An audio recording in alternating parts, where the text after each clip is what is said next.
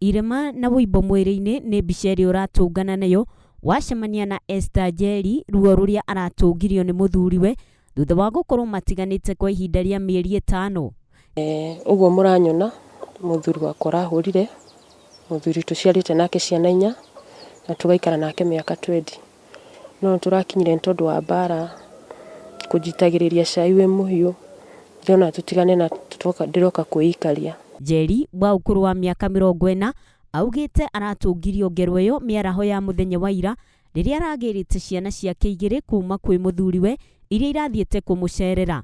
Na rĩrĩa ciana irathire mid-term nĩ arokire aragĩra ciana, arauga arenda gũcitwara out town. Aracitwarire kwa mũtumia ũrĩa mũnini. Na niĩ ndĩrathiĩ kũgĩra ciana ciakwa, ndĩramũkora gate-inĩ arũgamĩte, ndĩrathiĩ njoete moko igũrũ, ndĩramwĩra tu anengere ciana tondũ ndirenda haro, njoke wĩra. Haro ya Nganga Mbute nĩyo aratũnganire nayo, ũndũ ũrĩa ũracũngĩrĩirie arĩa marokĩte kũmwĩtĩka mbu maremwo kũmũteithĩrĩria. Nĩ aranjĩrire ndĩmweterere araingĩra nyũmba aroya rũbaũ, aranjia kũhũra na rũbaũ. Ndagwa thĩ aroya kĩratũ, gũkũ guothe aranginyangaga na kĩratũ, aranjia kũnginyaga na kĩratũ nginya rĩrĩa mobu ĩrokire akĩmunyaga njuĩrĩ. Akĩnjĩra gũtirĩ ciana ciake, o ũguo ndathire thiĩ guo. Nĩ aranginyangire na iratũ nginya ndĩrakinya handũ ndĩrakoma thĩ, arona rĩu ndirenyagunyia, arandigania hau.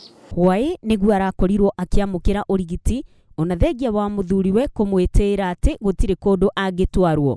So niĩ ndĩ thĩ ngomete thĩ, mobu no kũrigicĩria andigicĩirie, arandarũrĩra nguo, aranduta nguo, so arahũraga ndĩ njaga.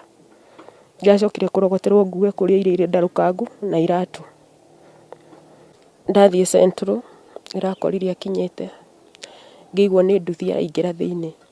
Aranjĩra gũtirĩ handũ hanene ndingĩmũkinyia tiga Central. Na ndathiĩ Central nĩma nĩ ndĩrakorire kũu, thigari iria ciĩ kũu nyingĩ nĩ moyaine tondũ marageithanagia makĩũranagia ũtũire kũ. Rĩu Njeri atigĩtwo agĩkaya akinyĩrio kĩhoto gĩake. Haro cia mũciĩ ikoretwo ikĩongerereka oro hĩndĩ, gũkũ gũkĩrigithia nĩ atĩa kũngĩkwo haro icio ikinye mũthia. Nũngari wa Mbũi, Njata TV.